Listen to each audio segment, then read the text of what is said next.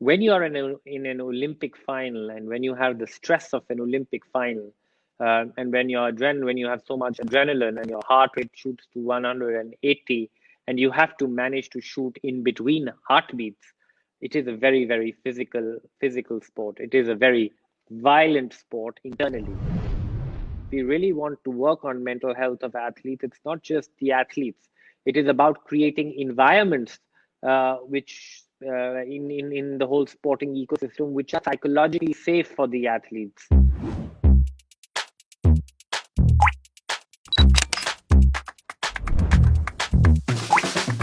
Hello everyone, you're watching SK Live. I'm Indraneel Basu. Today we have India's best athlete with us.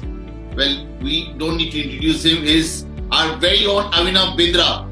Avinav, good to see you, and thanks a lot for coming on SK Live. No, it's a pleasure. I know it's taken a while to come on, but I'm very happy to be here today.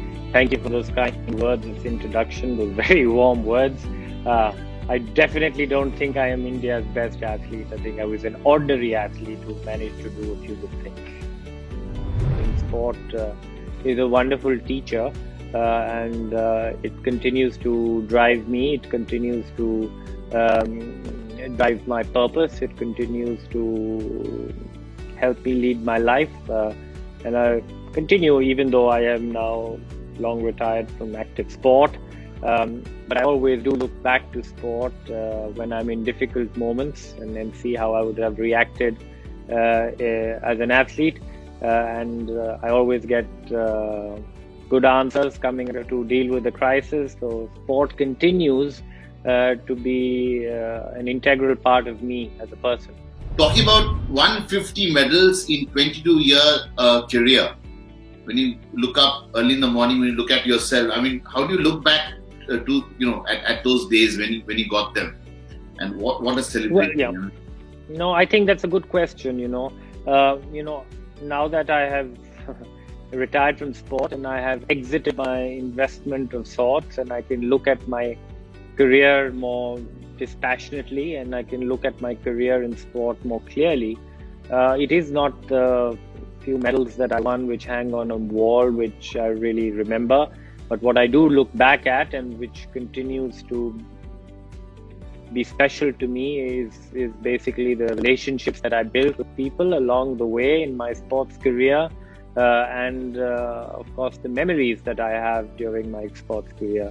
My career was full of ups and downs. I think, like most other athletes, I had more failure than I had success, but it was a great learning experience. It was something which taught me something about myself every day. As athletes, we are explorers. We continue to explore the ends of human performance, and that is pretty much what I tried to do in my career. And it was a great exploration of myself, on how much I could push myself from one day to the other, finding the energy and finding the resolve, finding the determination to get going every day and to train, to do my best when nobody was watching. It was a fantastic journey, and the journey is what I look back at with fondness and with clarity. I frankly don't look back at the few medals that I won. Those are my outcomes, and yes, they are pleasant outcomes and important outcomes, but they are not the most important in my priority list. Sort of feeling that shooting doesn't need that kind of fitness. It does need, so much of mental and physical coordination, and the kind of training which goes in. Can you just tell us, a little bit about how you manage that? That sort of, it's not a physical sport as much as like football or a contact sport, but it's a skill set sport. You need a lot of skills you need to do well at that level, and the margin of error is so less to be a successful shooter. And can you take us through that bit of your journey when you really work hard on your fitness? Yeah, so it is, of course, shooting doesn't come to, you don't see it as a very physical sport, but in fact it is a very physical sport. The human body is actually built to move, and the human body is not built to stay still. And shooting is a sport which requires so much stillness of body and so much stillness of mind, which is very hard to achieve physically. So in order for you to coordinate your body to remain so still and so balanced, is actually a very physically taxing endeavor. When you are in an Olympic final, and when you have the stress of an Olympic final, and when you have so much adrenaline and your heart rate shoots to 180, and you have to manage to shoot in between heartbeats, it is a very, very physical sport. It is a very violent sport internally. You might not be able to see it from outside as a spectator, because maybe shooting athletes have great poker faces and we all look very calm and composed. But in reality, internally, there is a lot going on. This pandemic has hit us so bad. A lot of normal people or non-athletes would also require your toolkit. I think you make a good point. I think the pandemic has actually, of course, it has been challenging for everybody, but the silver lining in it has almost destigmatized this whole mental health thing a little bit, because many people have suffered. Many people have experienced mental agony and mental pain and mental issues, and you can relate to this topic suddenly much more than maybe previously, when life was just carrying on in its own way. But it has the silver lining of this challenging period has been the destigmatization to a great degree on mental health, and of course that has also infiltrated into the sporting ecosystem across the world.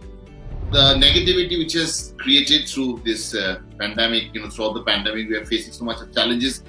So you are also part of the International Olympic Committee. So are we going to have the Olympics next year, 2021?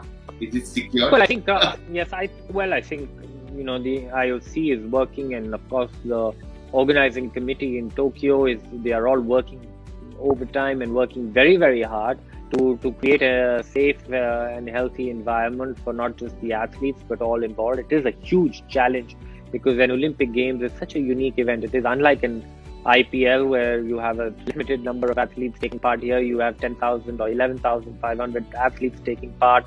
You have coaches, you have support staff coming in from all across the world, and you have so many moving parts to put together an event of that magnitude together.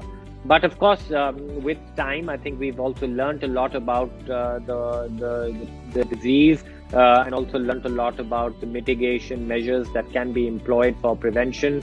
And I think there is positive news maybe also emerging from a vaccine point of view. So that is, I think, good news. But I think, as the president of the IOC, Thomas Bach, said, that vaccine is not going to be the silver bullet, and it is about creating a safe environment, a safe bubble environment for the athletes.